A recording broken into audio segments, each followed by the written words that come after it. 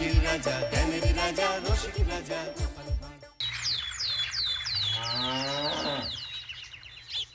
এই যে তোমাকে বাজার থেকে যা যা আনতে বলেছি সব মনে আছে তো? মনে থাকবে কি থাকবে না জানি না, তাই আমি কাগজে একটা ফর্দ বানিয়ে নিয়েছি। গোপাল দাদা, পুটির মায়ের দাঁতের যন্ত্রণাটা আরো বেড়েছে। কাল সারা রাত যন্ত্রণায় ছটফট করেছে। আমাদের বৈদ্যমশাই দাঁতের শল্য চিকিৎসা শিখতেই বাইরে গেছেন, আজকের মধ্যেই আশা করি চলে আসবেন। কিন্তু ও যে আর পারছে না। শোনো, তুমি একটা তুলোর মধ্যে লবঙ্গ তেল দিয়ে পুটির মায়ের যে দাঁতে ব্যথা হচ্ছে তার গোড়ায় রাখো। বৈদ্যমশাই এলে আমি তোমাদের বাড়িতে যেতে বলছি। আচ্ছা গোপাল দাদা। যাই, বাজার থেকে চটপট ঘুরে আসি, এরপর আবার রাজসভায় যেতে হবে।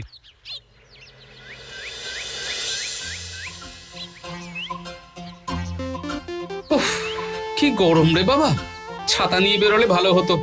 এই তো সামনে আখের রস বিক্রি হচ্ছে, একটু আখের রস খাই, শরীরটা বেশ চাঙ্গা লাগবে।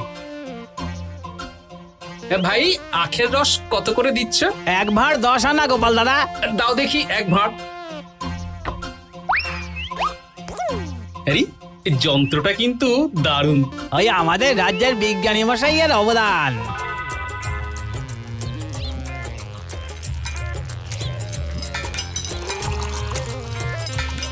এই নাও গোপাল দাদা।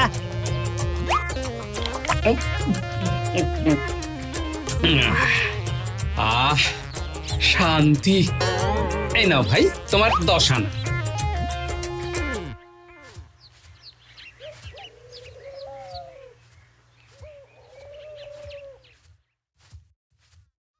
কি রাজবৈদ্য, এই ফিরছ নাকি? হ্যাঁ, এতদিন আমি দাঁতের চিকিৎসার ব্যাপারে তেমন কিছুই জানতাম না, এবার সব শিখে এসেছি। ভালোই করেছো, তুমি একেবারে প্রথম রোগীকে দেখে তারপর রাজসভায় এসো। প্রথম রোগী? পুটির মা গো, কালকে সারা রাত যন্ত্রণায় ঘুমোতে পারেনি। আরে আর বলো না, কদিন আগেই পুঁটির মাকে নিয়ে পুঁটির বাবা আমাদের বাড়িতে এসেছিল। দেখলাম ওই বাড়ির দাঁতে বিস্তর সমস্যা।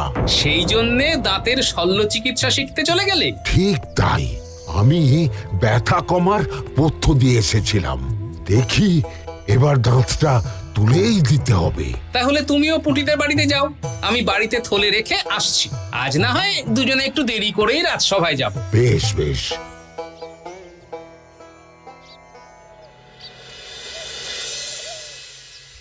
দেখুন মহারাজ, দেখুন আজকে রাজবৈদ্য আসেনি, আর ওদিকে গোপালও ডুব দিয়েছে। এই আনন্দে আমাদেরও ছুটি দিয়ে দিন মহারাজ। কি আনন্দে? এই গরমে বাড়ি বসে একটু আমপানার শরবত খাবো আর ঘুমবো। রাজ্যের সেনাপতি যদি বিশ্রামের কথা বলি, তাহলে আমার আর কিছুই বলার নেই।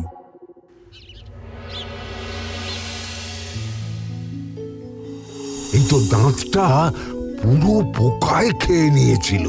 এখন দুদিন কোনো কথা বলা যাবে না, শুধু জল বা তরল জাতীয় খাবার খাবে।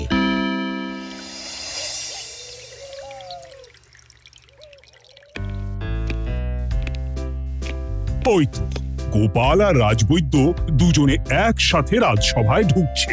রাজবৈদ্য মশাই ওনার জীবনের প্রথম শল্য চিকিৎসা করছিলেন, তাই আমিও দেখছিলাম। তা কি রাজবৈদ্য, সফল হয়েছো?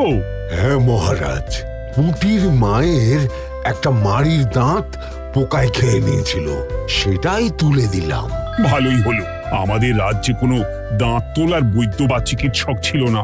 এখন তুমি সাধারণ রোগ ব্যাধি নিরাময়ের সাথে সাথে দাঁতের চিকিৎসাও করবে। কিন্তু মহারাজ, একটা যে সমস্যা আছে। আবার কি সমস্যা? আমি যে দাঁতের শল্য চিকিৎসা করি এটা তো আর রাজ্যবাসী জানে না, তাই কতজন আর আমার কাছে আসবে সে নিয়ে আমার সন্দেহ আছে। মানে তুমি চাইছো যাতে তোমার কাছে বেশ কিছু রোগী তাড়াতাড়ি আসুক, যাতে তুমি অনুশীলনও করতে পারো, তাই তো? একদম ঠিক ধরেছেন মহারাজ, কাজ না করলে হাত পাকাবো কি করে? তাহলে ঘেড়া পিটিয়ে বলে দিলেই তো হয়। এতে তেমন ভালো কাজ হবে বলে মনে হয় না। তা তুমি কি বলতে চাইছো গোপাল? প্রচার হবে, কিন্তু একটু অন্যভাবে। কিভাবে? আজ বিকেলে আমি রাজবৈদ্যর হয়ে প্রচার করব, শুনে নেবেন। বেশ, শুনুন শুনুন শুনুন, আমাদের কৃষ্ণনগরের রাজবৈদ্য এখন দাঁতের শল্য চিকিৎসাও করছেন। যারা যারা আমাদের রাজবৈদ্যের কাছে দাঁত তোলাবেন, তাদের দাঁত তোলার পরে দুদিন কোনো শত্রু থাকবে না। চিকিৎসার সময় সকাল 7টা থেকে সকাল 10টা পর্যন্ত।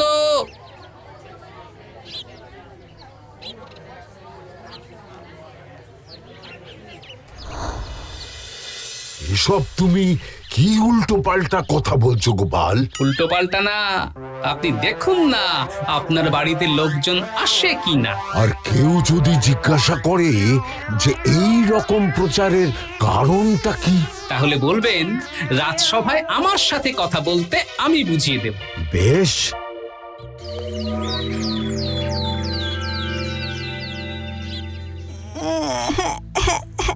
তোকে বারবার বলি এত মিষ্টি গুড় কাঠি খাস না। কি করব বাবা, কি ব্যথা!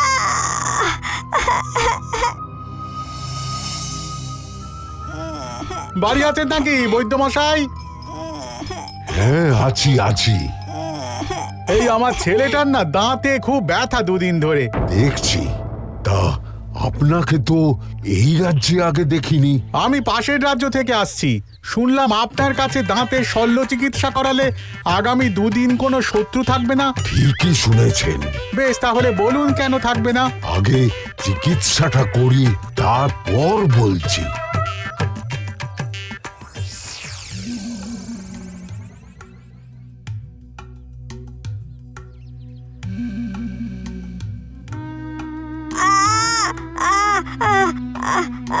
আর চিন্তা নেই, এখন দুদিন কোনো কথা বলা যাবে না। এবার তো বলুন আমার ছেলের আগামী দুদিন কোনো শত্রু থাকবে না কেন? আজকে রাজসভায় চলে আসুন, ওখানে গোপাল এই প্রশ্নের উত্তরটা দিয়ে দেবেন। তা বৈদ্য, তোমার কাছে আজকে কেউ এসেছে? সকাল সকাল দাঁত তুলে এলাম মহারাজ। বাবা, একদিনের প্রচারই এই ব্যাপার? মহারাজ, মহারাজ, বাইরে কয়েকজন অপেক্ষা করছে, তারা গোপাল দাদার থেকে কিছু জানতে চায়। তাদের ভিতরে আসতে বলো।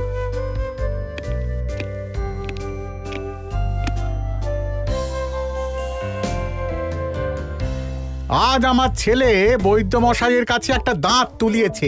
আমি জানতে চাই প্রচার অনুযায়ী আমার ছেলের নাকি আগামী দুদিন কোনো শত্রু থাকবে না, সেটা কেন বলা হয়েছে? বলতে পারি, কিন্তু কথা দিতে হবে। এই কারণটা বাইরে আর কাউকে বলা যাবে না। বেশ, বলবো না। বাংলায় একটা প্রবাদ আছে, বোবার শত্রু নেই। মানুষ সাধারণত কথার বিনিময়ে মতবিরোধ, বিবাদ বা শত্রুতা করে। যে ব্যক্তি কথা বলতে পারে না, তাই তার সঙ্গে কথা বলে মতবিরোধ হওয়ার কোনো সুযোগই নেই। মানে যার যার দাঁত তোলা হবে, তারা তো আগামী দুদিন কথা বলতে পারবে না। আর কথা না বললে কোনো বিবাদ হওয়ার ব্যাপার নেই। আর বিবাদ না হলে কারো সাথে শত্রুতাও হবে না। কি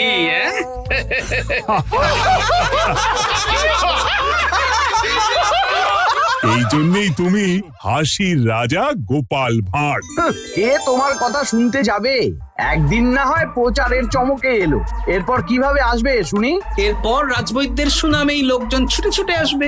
বাহ বাহ বাহ, তোমার কত জ্ঞান! মহারাজ, এই কথা শুনে আমার মাথাতেও একটা বুদ্ধি এলো। অল্প পুঁজিতে শুধু প্রচারের জোরে এত রোজগার করব না, গোপাল হাঁ করে দেখবে। নিশ্চয়ই কোনো লোক ঠকানোর কথা ভাবছেন। মোটেই না। আচ্ছা, আগামী 3 দিন ব্যাপী মেলা হবে, সেখানেই তোমরা দুজনে তাহলে ব্যবসা করো। বেশ, করব। যে সবচেয়ে বেশি রোজগার করবে তাকে আমি 50 মোহর পুরস্কার দেব। রাজি। মেলার শেষে আমার প্রশংসায় পঞ্চমুখ হবেন সবাই, দেখে নেবেন।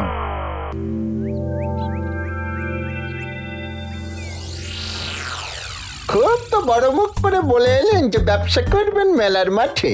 তা আপনি কি ব্যবসা করবেন শুনি? ভাগ্য পরীক্ষার দোকান দেব। মানে আমি বিভিন্ন মেলায় দেখেছি যে একটা দোকানে নিচের দিকে হেলানো অবস্থায় একটা পাতলা কাঠের পাটাতন থাকে। সেই পাটাতনের উপরে 1 থেকে 6 অবধি সংখ্যা লেখা থাকে, তাই তো? হ্যাঁ, যারা মেলায় ভাগ্য পরীক্ষা করতে আসবে তাদের ফাঁপা লোহার 6টা বল দেয়া হবে। যদি ওই 6টা বলই 6 নম্বর লেখা খোপের মধ্যে ঢোকাতে পারে তাহলে প্রথম পুরস্কার পাবে। আমিও ওটারই দোকান দেব, কিন্তু শুধুমাত্র একটাই পুরস্কার থাকবে। 6টা বল 6 নম্বর খোপের মধ্যে ফেলে কেউ যদি 36 করতে পারে তাহলে সে পাবে 100 মোহর উপহার। আরে খেলার জন্য কত মোহর লাগবে? 1 মোহর। আপনি কিন্তু জেনে বুঝে বিপদ ডেকে আনছেন।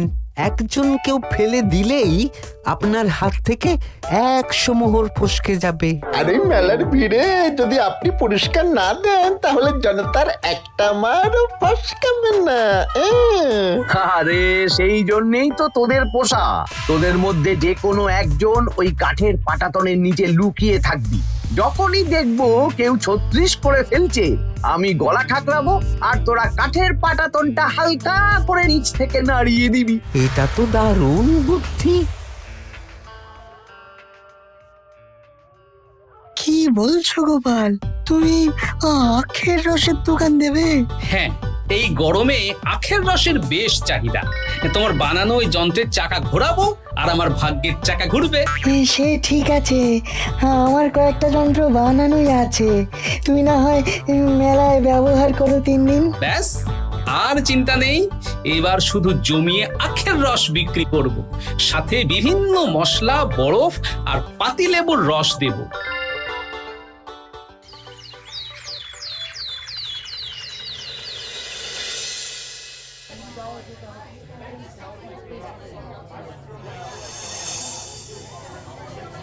এই দোকানের পানীয় খেয়ে মন হবে বশ। গোপাল ভাঁড় নিয়ে এসেছে ঠান্ডা আখের রস। আরে গোপাল দাদা, তুমি আখের রস বিক্রি করছো? ঠান্ডা আখের রস কত করে গো গোপাল দাদা? 1 ভাঁড় মাত্র 10 আনা। 6 ভাঁড় দাও। এক্ষুনি দিচ্ছি। আসুন আসুন আসুন, সবাই আসুন। আসুন আসুন আসুন, এদিকে আসুন, এদিকে আসুন, ভাগ্য পরীক্ষা করুন। 1 মোহরে 100 মোহর।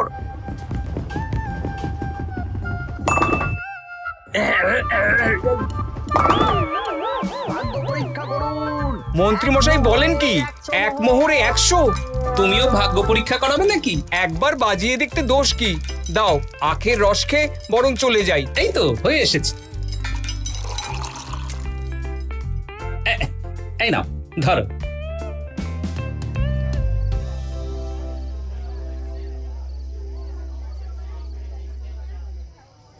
কি মন্ত্রী, ব্যবসা কেমন চলছে?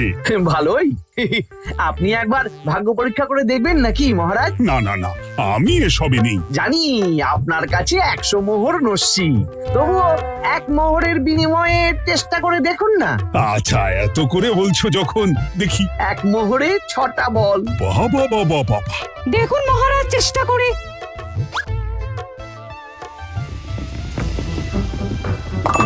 এই তো একটা 6 পড়েছে, আবার চেষ্টা করুন। জয় মা জয় মা।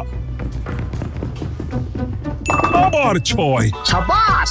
দেখুন হয়ে যেতে পারে, আর তো মাত্র 4টে বাকি। দেখি তৃতীয়টা। আরে পাস, আবার 6। নিন খেলুন। এই যা, হলো না। আরেকবার প্রথম থেকে চেষ্টা করবেন নাকি মহারাজ?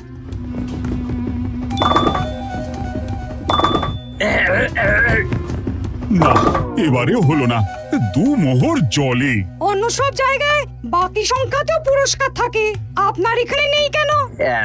আমার এখানে ধামাকা পুরস্কার, তাই বাকি আর কিছু রাখিনি। 36 করতে পারলেই 100 মোহর। এই নাও মন্ত্রী, 2 মোহর।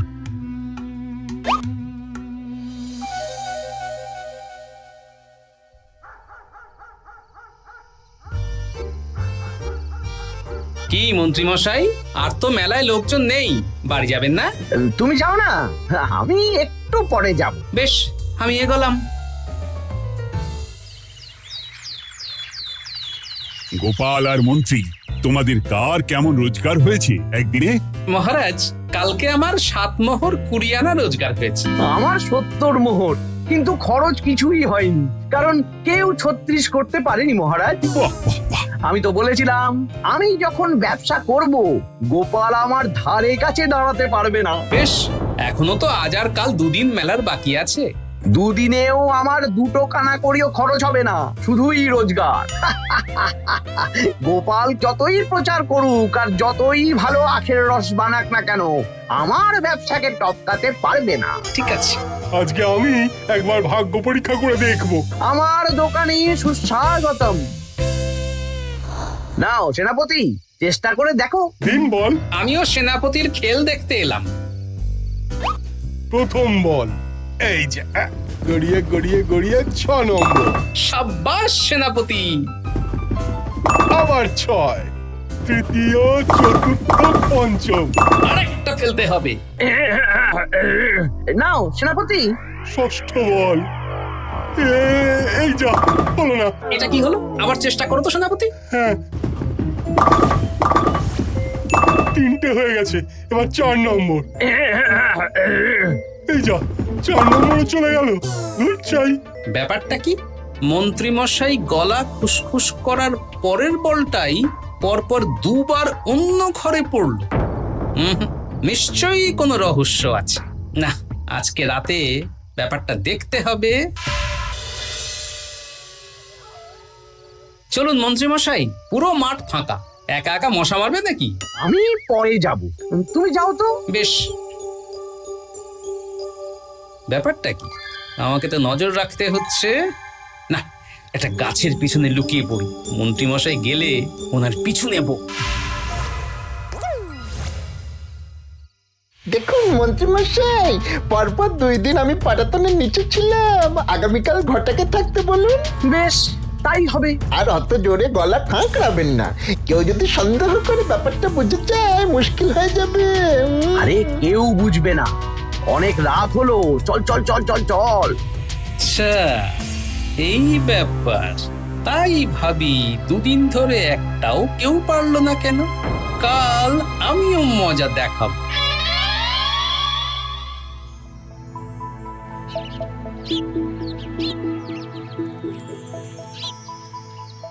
বাবা চলে এসেছেন দেখছি।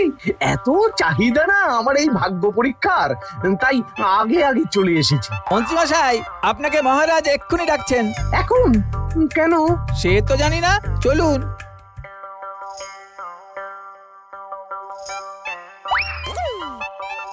এই বেটা ঘটা, এবার বেরো। এ কি গোপাল দাদা, তুমি? হ্যাঁ আমি। খুব চালাক ভেবেছিস না? মন্ত্রী মশাইয়ের খেলা আজকে শেষ। প্রহরী, একে ধরে নিয়ে যাও।